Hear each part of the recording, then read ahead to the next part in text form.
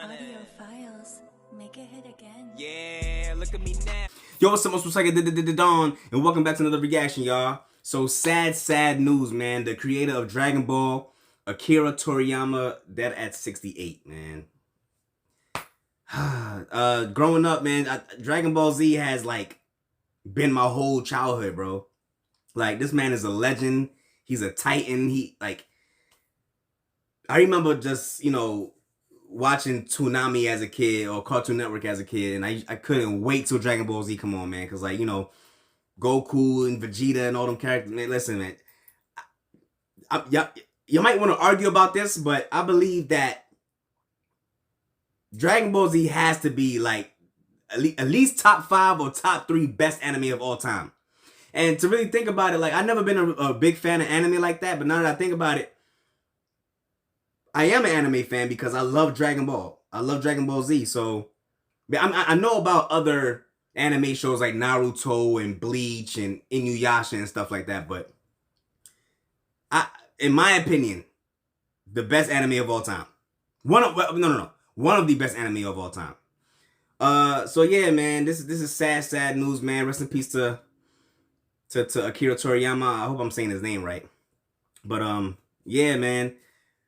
I just remember as a kid in middle school, like, when I used to play fight with my friends, and we used to always be like, all the anime fans out there, when y'all was in middle school, tell me if I'm lying. We all used to do, this man had everybody doing this right here. They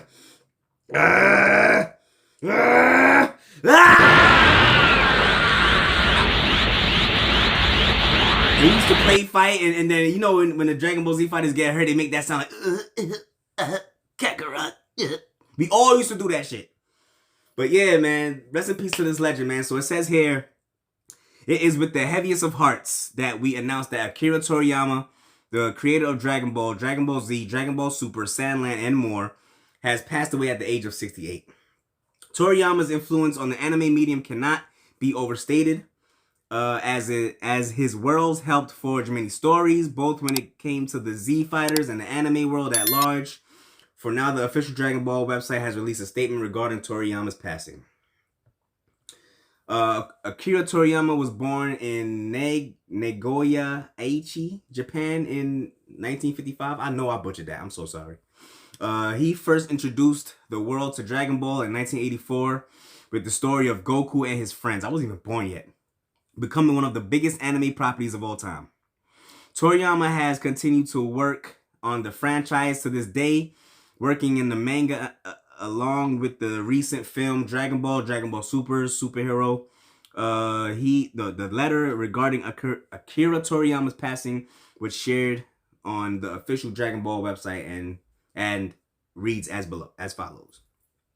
Dear friends and partners, we are deeply saddened to inform you that manga creator Akira Toriyama passed away on March 1st due to acute subdural hematoma. Subdural hematoma. He was in age of 68. So ain't that like a blood clot in the brain or something like that? And he died March 1st? Why is my video doing that? It's like going dark. Why is it doing that? Yeah, this man been dead March 1st and I'm just now hearing about this? This is crazy. Alright, so now we have a video from BBC. That's what BBC News. That's what it say. Dragon Ball creator Akira Toriyama dies at age 66. So let's go ahead and watch this news article and, news coverage and see what they say. The creator of Dragon Ball, one of the most influential and best-selling Japanese comics, has died at the age of 68. Akira Toriyama was 68. An official statement said he'd suffered a blood clot on the brain. Dragon Ball was first serialized 40 years ago. It became a huge hit worldwide, spawning cartoons, films and video games. The series features a boy who collects magical balls containing dragons to defend the world from evil enemies. The studio said he was working on several projects when he died. Well, for more on this, let's speak to Dr. Rainer Dennison, a professor in film and digital arts at the University of Bristol. Tell us about the legacy that he leaves behind. Akira Toriyama is one of the most influential manga artists that there has ever been. He's influenced a whole genre of manga in Japan, known as shonen manga or boys manga, which is the most popular in Japan and around the world, influencing creators of shows and manga like Naruto and One Piece, of course, as well as being someone who has influenced everything from art exhibitions through to protests in places like South America. He's a huge influential figure within this field. And tell us particularly about Dragon Ball. We can see some characters on the screen there. That in particular, a huge franchise. Many of our viewers will know it very well. It came around in the 1980s, in 1984, and was perfectly situated in a growing manga and media market in Japan, and so was quickly adapted into animation, famously into Dragon Ball Z, the second part of an anime series that really took the world by storm. So the manga's been adapted into over, I think, 21 different countries and languages now, and the anime was broadcast originally in, I think, 36 different countries, so has had just this perfect international spread as part of its history. And that's led to it becoming popular around the world, but also becoming a major franchise within and outside of Japan. There's now, I think, about 17 different animated feature films. And the sales of the manga alone hit around 160 million copies. Would you credit Akira Toriyama with helping to kind of put manga on the international map? Absolutely, yes. He came around in a time when fans were starting to like Bruce Lee, don't he? Grow in number around the world, and where fandoms were starting to share texts. The first time I came across Dragon Ball was when a friend from China introduced me to the manga when I was living in South Yorkshire. So it's an amazing, well-traveled story. And it starts in China. It's an adaptation, actually, of Journey to the West, with Son Goku, the main character, being named for Sun Wukong, the Monkey King. And in terms of his political influence as well, we touched on it briefly, but how did he have a political influence in Japan and beyond? Yes. He was quite a quiet figure, quite a reclusive figure, but he's always been very careful about controlling his materials within inside Japan. And he's been very popular there for generations because I think his stories don't just tell the stories of a successful character, they tell the stories of resilience and determination needed to become a success.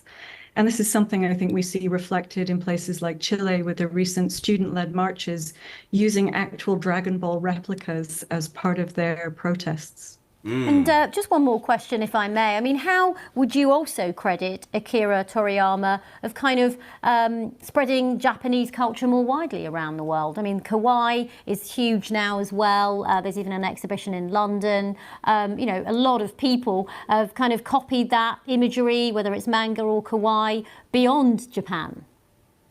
Indeed, yes. So Toriyama's Dragon Ball featured in the British Museum's manga exhibition a few years ago.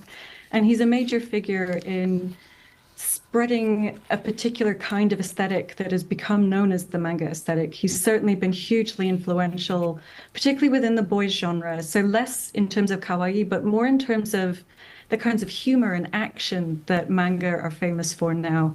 There's a trope of the spiky-haired boy, and that's very much a Toriyama popularized creation, I think. Okay, thank you so much, Dr. Rainer Dennison. Recently, hey man, I asked Mint Mobile's legal. Rest in peace to the legend, man. I remember when I had first got my PS2 as a kid. Why does it keep doing that? I remember when I first got my PS2 as a kid, and the very first game that I got was Dragon Ball Z Budokai, bro. All the OGs out there who know that game. That was my first PS2 game, bro. And I loved it. I couldn't wait to come home from school to play that shit. And I didn't even have a memory card. So I remember I used to leave my PlayStation on. My parents didn't know I would leave my PlayStation on so I wouldn't lose my save progress. I wouldn't lose my progress. So yeah, man, those were the days. But yeah, rest in peace to Toriyama, man. Big legend. He had a big impact on our childhood. he's gonna be very missed. But I heard that he has somebody to carry on his legacy that knows how to do the animations and everything. So it's like a little protege or whatever. So yeah, man, this is tough. This is very sad. So rest in peace to him, man. Appreciate y'all for tuning in. Appreciate the love. Go ahead and hit the like button, subscribe, and share if you like my reaction. See you on the next video, man.